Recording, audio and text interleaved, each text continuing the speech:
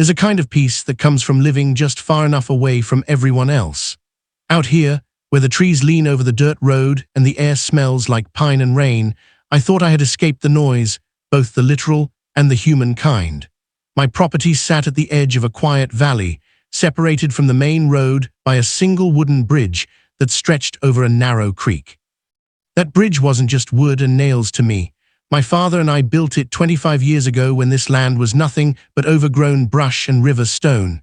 Every board was hand-cut, every bolt tightened with sweat and patience. Over the years, storms tried to take it down, but I always rebuilt it. It was more than a structure, it was a boundary, a symbol of the quiet life I'd earned. Then came the HOA, a fancy homeowners association from the new neighborhood development on the other side of the creek. They called their place Silver Oaks, though there wasn't a single oak tree in sight, just rows of near-identical houses built faster than weeds after a storm. At first, I didn't mind them. Their road connected through the county's highway, looping around for miles before finally reaching my bridge. But then the residents realized the bridge on my land was a shortcut, shaving off 15 minutes of driving. They started using it without permission. It began with joggers, then cyclists, then cars. Soon, morning traffic lined up right at my gate, people honking because they thought it was their right of way. I put up a private property sign. They ignored it. I added a no trespassing board.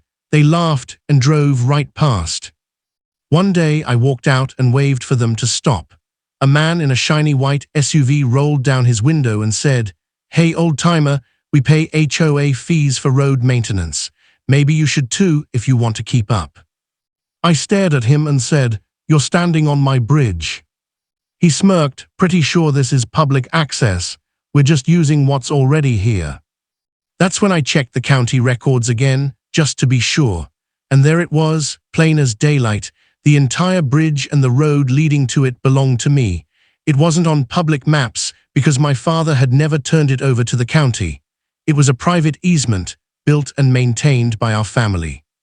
A few days later, I noticed construction trucks parked near the creek.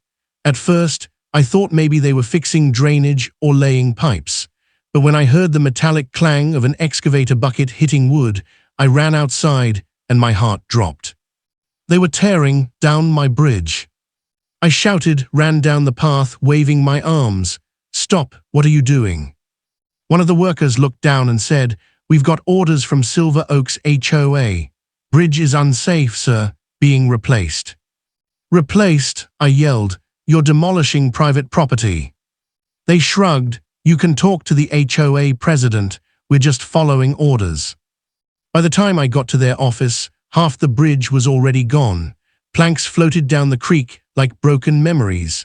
The HOA president, a man named Greg, stood behind his glass desk, smiling politely as if we were discussing weather. "Mr. Langston," he said, "we've received multiple complaints that your bridge is dangerous. We took initiative to clear it for the safety of the community." "My bridge," I repeated, trying to stay calm, "isn't part of your community." He chuckled. "Well, that's debatable. It connects directly to Silver Oaks. It's practically shared infrastructure." I leaned in and said, "You just made the biggest mistake of your life." Chapter 2: The Road That Led to Nowhere.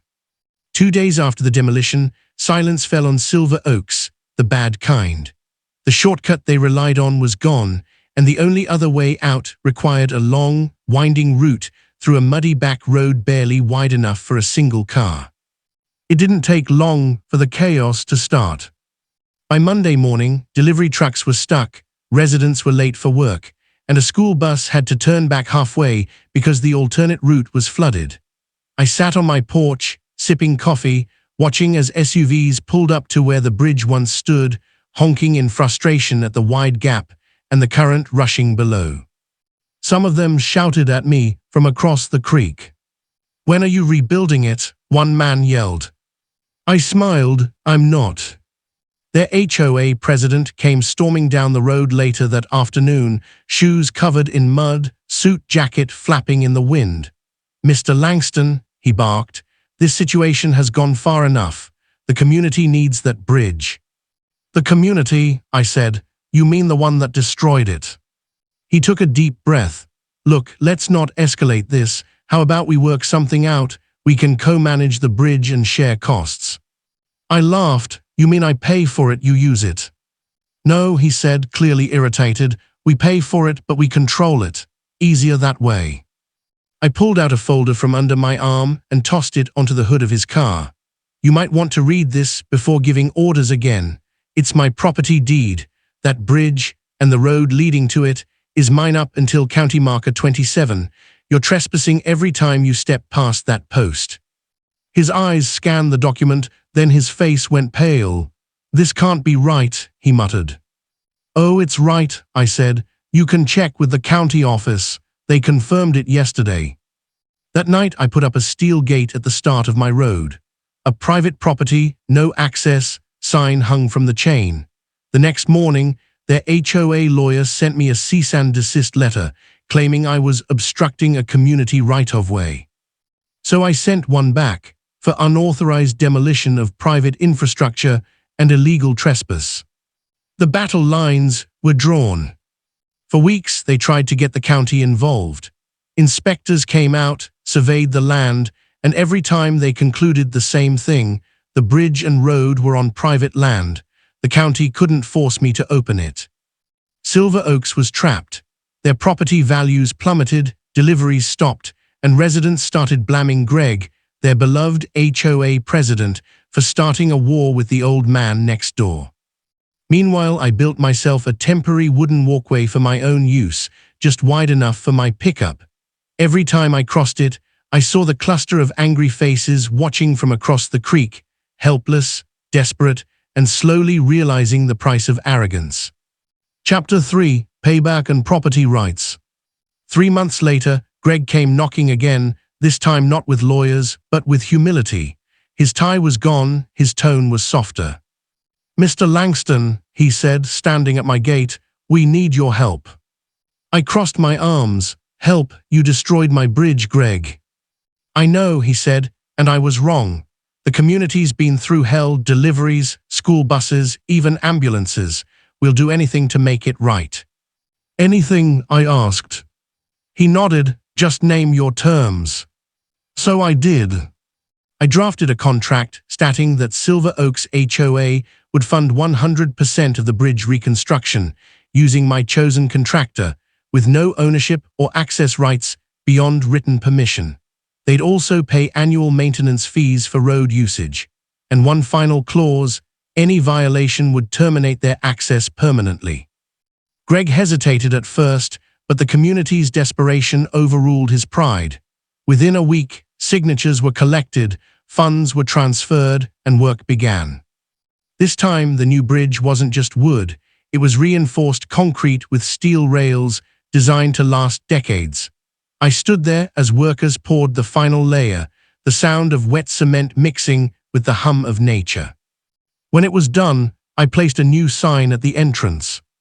Private bridge, access by permission only, respect earned, not assumed. For weeks after, residents would nod or wave as they crossed, their tone far different from before.